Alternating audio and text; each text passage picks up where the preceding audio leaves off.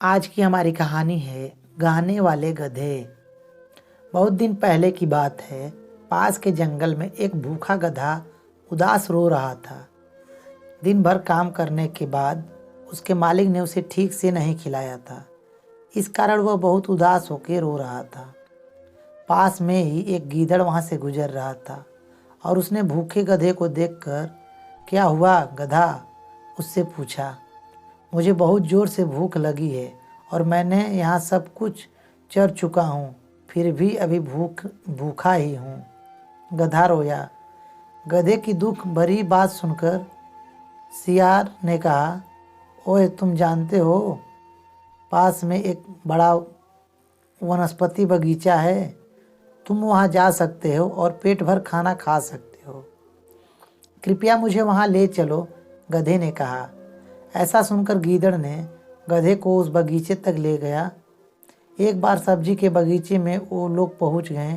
फिर वे चुपचाप ताज़ी सब्जियां चबाते हैं। तभी उनके पास में किसी के आने की आवाज़ सुनाई दी। आवाज़ सुनकर वो दोनों भाग जाते हैं। अब से दोनों ही जानवर हर दिन सब्जी के बागीचे में जाते और पेट भर खाना खाते हैं। लेकिन एक दिन उनकी किस्मत खराब थी। उन्हें एक किसान ने देख लिया और उन्हें भगा दिया। उस दिन से दोनों जानवर भूखे थे। जैसे ही रात हुई, गीदड़ ने सुझाव दिया कि वे वापस सब्जी के बागीचे में जाएंगे ताकि फिर से पेट भर खाना उन्हें मिल सके। रात होने पर गधा और गीदड़ चुपचाप बगीचे में घुस गए और भरपेट खाने लगे। खाते वक्त गधे के मन में कुछ सूझा और उसने कहा, ओए इतने स्वादिष्ट खीरे और चांद को देखो, इतना सुंदर कि मैं एक गाना गाना चाहता हूँ। ऐसा सुनते ही गीदड़ ने कहा, अभी नहीं, तुम यहाँ से नहीं गा सकते। लेकिन मैं चाहता हूँ, गधे ने गुस्से से कहा।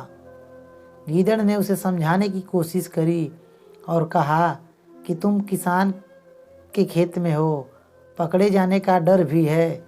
जब गधे ने उसकी बात नहीं मानी तब वह वहाँ से चला गया। गधे ने आह भरी और गाना शुरू कर दिया।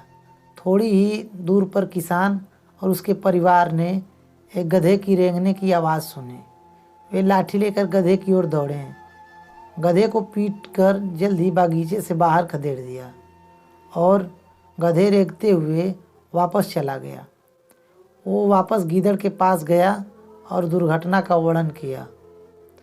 उसकी बात सुनकर गीदड़ ने कहा, तुम्हें तब तक इंतज़ार करना चाहिए था जब तक हम गाने के लिए बगीचे से बाहर नहीं आ गए। लेकिन तुमने मेरी बात बिल्कुल भी नहीं सुनी, जिससे आगे चलकर तुम्हें मार भी खानी पड़ी।